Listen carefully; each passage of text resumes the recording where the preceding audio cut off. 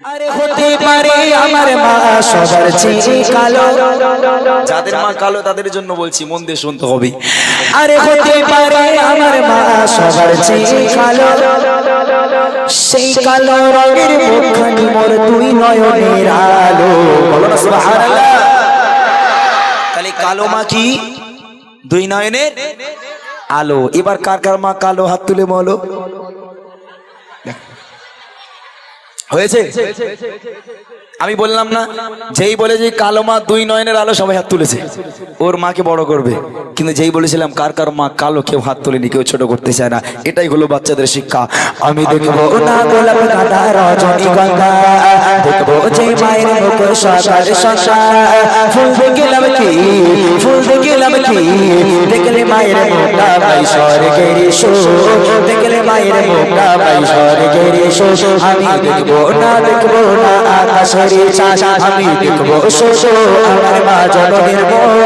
চাচা গেলাম কি, চাচা গেলাম কি, দেখলে মায়ের মুখটা ভাই স্বর্গের সুখ, দেখলে মায়ের মুখটা ভাই স্বর্গের সুখ। আমার মা জননী, মা জননী, মা জননী, মা জননী, তুমি তো আমার নয়ন মনি, তুমি তো আমার নয়ন মনি। আমার সুখের স্বর্গ তুমি, আমার সুখের স্বর্গ তুমি, তুমি তো আমার নয়ন মনি, তুমি তো আমার নয়ন মনি। আগো আগো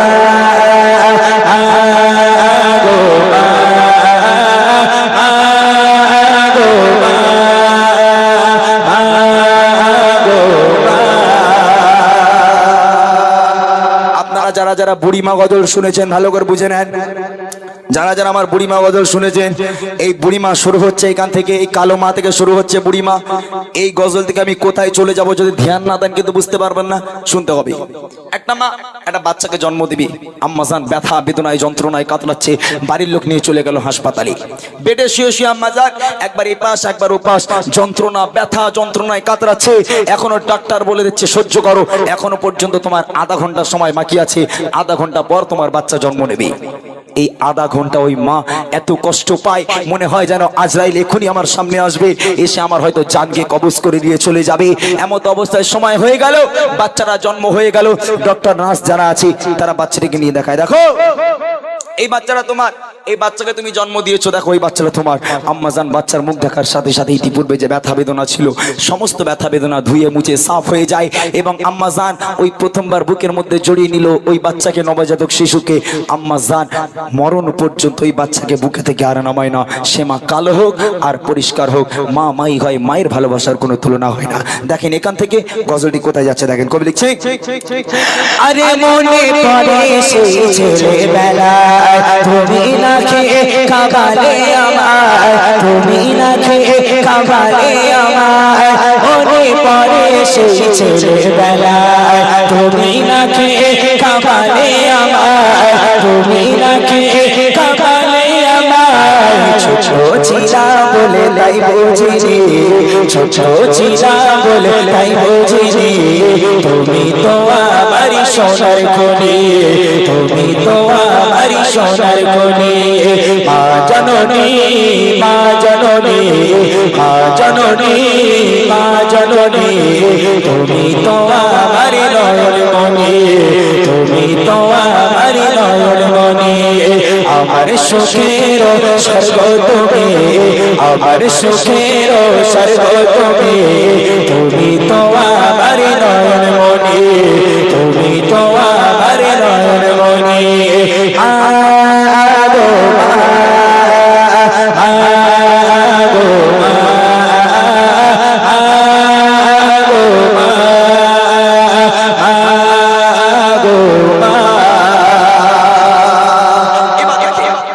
এই বুড়ি মা যারা শুনেছেন এবার দেখেন, এই বাচ্চা আস্তে আস্তে আস্তে আস্তে বড় হচ্ছে।